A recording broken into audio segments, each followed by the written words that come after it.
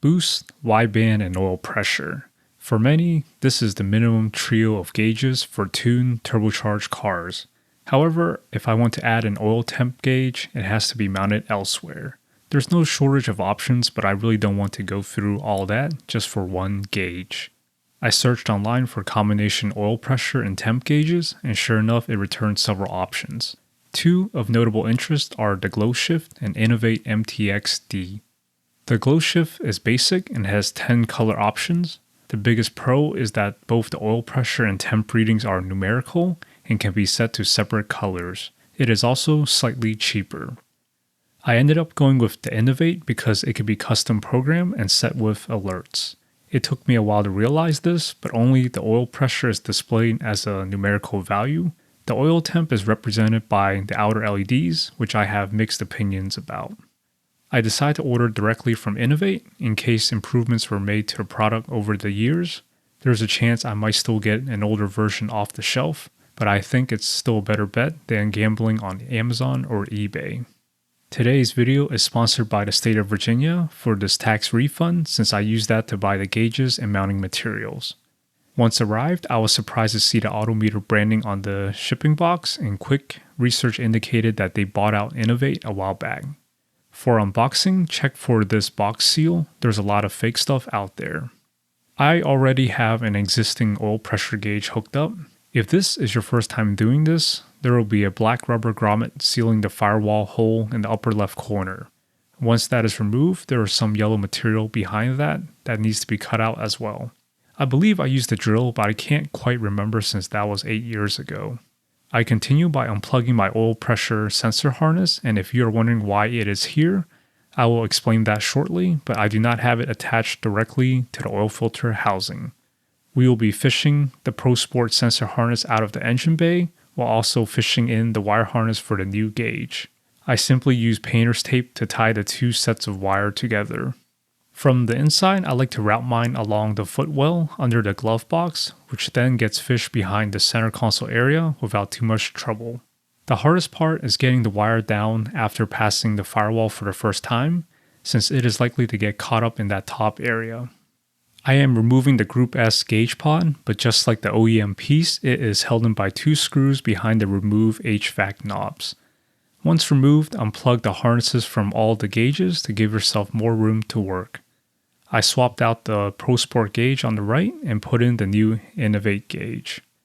Moving underneath the car, you will quickly notice this oily mess everywhere. That is fluid film since my car has a lot of rust. Here's a video up here if you want more information on that. Here you will see the oil filter housing. I am using the AMS relocation line, which physically isolates the oil pressure sensor from the vibrations around this area that can damage it. That's why you saw the sensor all the way up inside the engine bay earlier. Without it, you have to buy a 3/8 inch BSPT to 1/8 inch NPT adapter if you want to mount the sensor directly to the housing. They are not easy to find. The Evo 8 and 9 have two ports on the oil filter housing for attaching these accessories, assuming you don't already have them used up for aftermarket turbos, etc. These plugs have thread locker, so some heat makes removing them easier with an 8mm hex. If both ports are used up, you may have to consider buying a sandwich adapter that threads in between the housing and oil filter. For the oil temp sensor, the ideal location is actually the oil pan itself. And unless you want to tap into that, they make a special drain bolt with the proper 1/8 inch NPT thread built in. FYI, this bolt is very expensive for what it is, but I highly recommend you do not DIY. By the time you get a drill press and tap set, you already exceeded the $30 cost of this bolt, and that's assuming you do it all correctly. Leaking oil is not something you want to mess with. There is debate whether Teflon tape should be used, but since Innovate tells me to, that's what I'm going to do. I am using the yellow gas-rated tape, which is thicker and requires less to do the same as the white one. Since the drain bolt is out, this project is ideally done during your next oil change interval. Be patient tightening the sensors as the Teflon tape makes it easy at first, but then it gets tougher since the threads are tapered. Zip tie the wires to avoid unnecessary rubbing against the axles and suspension components. Back inside the car, it is time to wire everything up. This will take some time because each gauge manufacturer has a different wiring scheme. For a 12-volt source, some people will tap into the radio harness since it is very close by. However, to avoid any interference, I tapped into the driver's side fuse box, and unfortunately I can't really get good footage of that. If you want the gauges to dim at night, you will also have to tap into a circuit that is energized with the headlights. For the ground, there are bolts in the chassis right behind the gauges. One drawback of the Innovate gauge is that everything behind is hardwired, which makes for a very tight fit, whereas the harness for my other gauges can be disconnected.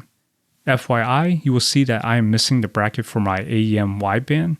I contacted support and they sent one out for free, which is very nice of them. Although soldering and heat shrink makes for a better and more professional look, you would be surprised how many times I had to take these wires apart over the years to add or modify my setup. I recommend only soldering permanent splices. For the red 12-volt supply wires, I simply use wire caps so I can remove it easily in the future without having to desolder or cut away the joint. Some of these wires are very short to begin with. Before you screw everything back together, test to make sure the gauge turns on and that the sensors are reading correctly. If you connected the dimmer wires, make sure that works. Most importantly, since we are tinkering with the oil system, check for leaks at the sensors, drain plug, and all the connection points. Every car is different, but generally speaking, once warmed up, the oil pressure on Evos read quite low, anywhere from 12 to 30 psi. Once everything looks good, I wrap the oil pressure sensor to prevent any water or vibrations from damaging it. At this point, I need to buy a cable and program the oil temp scale to my liking since it reads a bit lower than I would like. So far, I am happy with the Innovate, and I now have 2 readings without needing 2 physical gauges. Hopefully, this helps someone out there, especially if you are on the fence about buying this gauge. They have other combination gauges out there, so be sure to check those out.